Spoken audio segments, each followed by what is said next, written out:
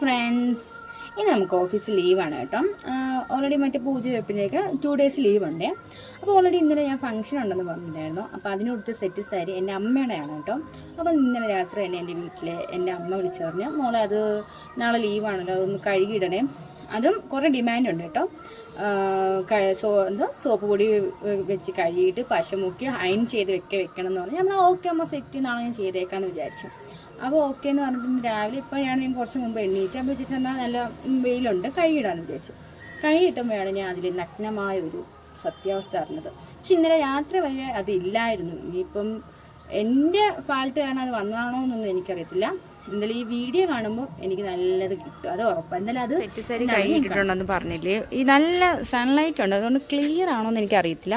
അതാണ്ട് ഇതാണ് ഞാൻ പറഞ്ഞ കറയാണെന്നാണ് ആണ്. പക്ഷെ ഇത് പോകാൻ നമുക്ക് ലിക്വിഡൊക്കെ കടയിൽ കിട്ടും, അതൊക്കെ വെച്ച് നമുക്ക് അഡ്ജസ്റ്റ് ചെയ്യാം. പിന്നെ വേറെ ഒരു ഇവിടെയും കൂടെ ഉണ്ട് കേട്ടോ. പക്ഷെ നല്ല സൺലൈറ്റ് ആയതുകൊണ്ടാണ് കേട്ടോ നിങ്ങൾക്കിത് ക്ലിയർ ആവാത്തത്. ഈ 2 ഭാഗത്തായിട്ടേ ഉള്ളൂ. പക്ഷെ ഇതാ ഞാൻ കഴുകിയൊക്കെ ഇട്ടിട്ടുണ്ട്.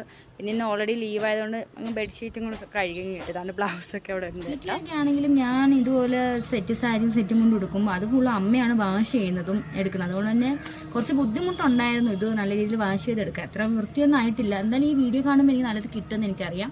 എന്നാലും ഈ വീഡിയോയിലൂടെ എനിക്ക് എൻ്റെ അമ്മയോട് ഞാൻ സോറി ചോദിക്കുകയാണ്. അമ്മയുടെ എല്ലാം കോളുകളും ഞാൻ പ്രതീക്ഷിക്കുന്നു. അപ്പോൾ ഓക്കെ, ബൈ ഫ്രണ്ട്സ്.